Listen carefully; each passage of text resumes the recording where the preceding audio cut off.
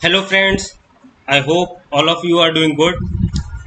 जैसा कि मैंने आप सभी के साथ प्रॉमिस करा था कि बहुत जल्दी मैं जो कट ऑफ प्रिडिक्शन है उसको लेके आप सभी के सामने हाजिर होऊंगा बैंक ऑफ महाराष्ट्र स्केल 2 के लिए। तो आज मैं उसी सेशन के साथ आपके सामने आया हूँ। यहाँ पे मैं आपके साथ कुछ डेटा शेयर कर रहा हूँ जो कि आप सभी में से काफ़ी लोगों को पता भी होगा कि टोटल वैकेंसी इस साल 400 थी स्केल 2 के लिए, जिसमें से कि 3548 कैंडिडेट्स आपके अपीयर हुए ऑनलाइन रिटन एग्ज़ाम जो था उसके लिए।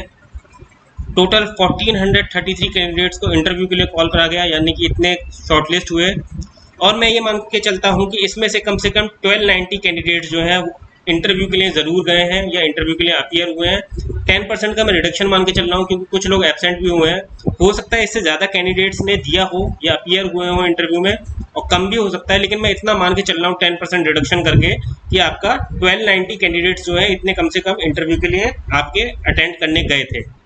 अब बेस्ड अपॉन जो आपका प्रीवियस ईयर का डेटा है, क्योंकि अगर आप प्रीवियस ईयर से कंपेयर करें इस साल, प्रीवियस ईयर 150 वैकेंसीज थी जिसके अगेंस्ट में टोटल 342 कैंडिडेट्स अपीयर करे थे इंटरव्यू में, उसमें से भी कुछ एब्सेंट थे। तो रेशियो जो था पिछली बार का वो था 1:2.3 का, अगर आप इंटरव्यू का देखें। जबकि इसी साल अगर आप देखें अगेंस्ट 400 वैकेंसीज टोटल 1433 कैंडिडेट्स को बुलाया गया, यानी कि अगर आप रेशियो देखें तो 1:3.5 का हो जाता है, जो कि कंपैरेटिवली पिछले साल के मुकाबले ज़्यादा है।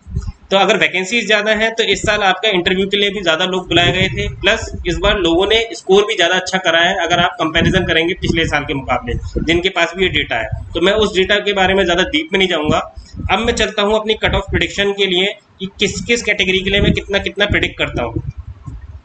सबसे पहले मैं बात करता हूँ जनरल, या फिर जिसे हम कहते हैं अनरिजर्व कि, तो इसकी जो मेरी प्रिडिक्शन है वो कहती है कि 62 to 65 जो है इसके बीच में आपके रहने के पूरे पूरे चांसेस हैं। इसी के बाद अगर हम बात करें EWS की, तो EWS के लिए मैं प्रिडिक्ट करता हूँ इन बिटवीन 55 to 58। इसके बाद आता है आपका OBC, OBC के लिए 53 to 56, इसके बीच में मैं प्रिडिक्ट करता हूँ। ST के लिए मेरी प्रिडिक्शन है 51 to 54, और SC के लिए मेरी प्रिडिक्शन है आपकी 45 to 48।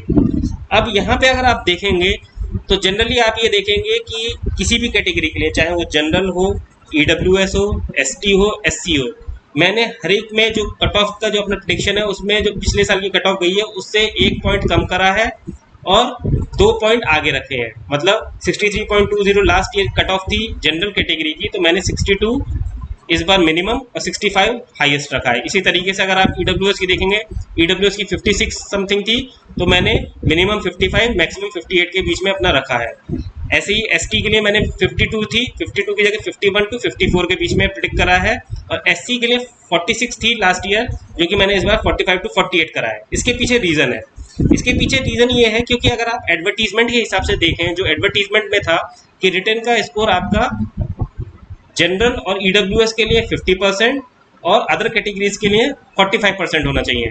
तो अगर आप देखेंगे तो जनरल, EWS, ST और SC, इन सब की जो प्रिडिक्शन था या जो एडवर्टीजमेंट में था 50% और 45% का, उससे कम गई है कट ऑफ रिटर्न की। जबकि अगर आप OBC की बात करें, OBC अदर कैटेगरीज में आती था, तो उसके लिए 45% का प्रिडिक्शन या एडवर्टीजमेंट में आया था कि आपका 45% का आपका रिटर्न का स्कोर होना चाहिए, तब आप क्वालिफाई माने जाओगे। तो एग्जैक्टली उतना ही रहा है, यानी कि 70 मार्क्स आउट ऑफ 150। तो इसलिए मैं उसकी OBC कैटेगरी की कम नहीं करके बल्कि ज़्यादा कर रहा हूँ कट ऑफ की 52.60 की जगह, जो कि पिछले साल थी कट ऑफ, उसकी जगह 53 to 56 के बीच में जा सकती है, क्योंकि इस बार काफ़ी अच्छा परफॉर्म करा है OBC कैटेगरी के लोगों ने भी और अदर कैटेगरी के लोगों ने भी in comparison to last year, जो कि आपका रिटर्न का अगर आप स्कोर देखेंगे तो यहाँ पे केवल OBC की जो मैंने कट ऑफ ऊपर रखी उसका रीज़न यही है क्योंकि OBC की कट ऑफ ही रिटर्न में उतनी रही है जितना कि एडवर्टीजमेंट में दिया हुआ था, डेट इज 45%। अदरवाइज आप किसी भी कैटेगरी की आप देख लीजिए, चाहे वो जनरल हो, EWS हो, ST हो, SC हो, हर एक की आपकी रिटर्न की कट ऑफ जो है वो कम गई है, जो एडवर्टीजमेंट में 50% या 45% का बेंचमार्क था। अब बाकी सब कुछ आप पे डिपेंड करेगा कि आपका इंटरव्यू कैसा गया है, उसके ऊपर भी।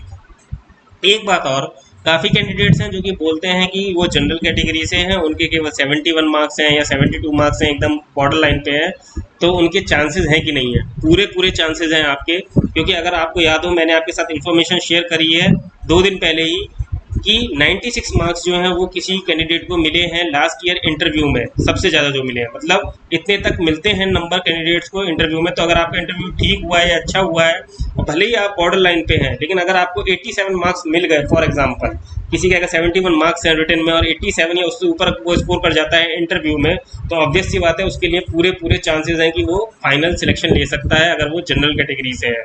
ऐसे ही बाकी सारी कैटेगरीज के साथ भी है। तो जब तक आपका फाइनल रिजल्ट ना अनाउंस हो जाए, बी पॉजिटिव, यही सोचिए कि आपका हो जाएगा। बाकी जब रिजल्ट आएगा तब आपको पता चल ही जाएगा क्या है क्या नहीं है। और मैं दोबारा ये दोहराना चाहूँगा कि ये मेरी केवल एक प्रिडिक्शन है, जो कि मैंने प्रिडिक्ट करी है कि इतनी इतनी कट ऑफ जा सकती है इन कैटेगरीज की। हो सकता है रिजल्ट जो है वो वेरी करे, कट ऑफ जो है आपकी वेरी करे थोड़ा बहुत ऊपर नीचे, लेकिन मुझे नहीं लगता कि बहुत ज़्यादा वेरी करेंगी। आप जनरली देखेंगे कि जो कट ऑफ रहेगी वो पूरे चांसेस हैं कि इसी के बीच में रहेगी किसी भी कैटेगरी की। लेकिन तब भी मैं ये कहूँगा ये केवल एक प्रिडिक्शन है मेरी, और रिजल्ट चेंज हो सकता है, इससे अलग हो सकता है। तो आज की जो इन्फॉर्मेशन थी जो मैं आपके साथ शेयर करना चाहता था वो ये थी। आज का दिन आप सभी के लिए शुभ हो। Thank you very much. Have a good day.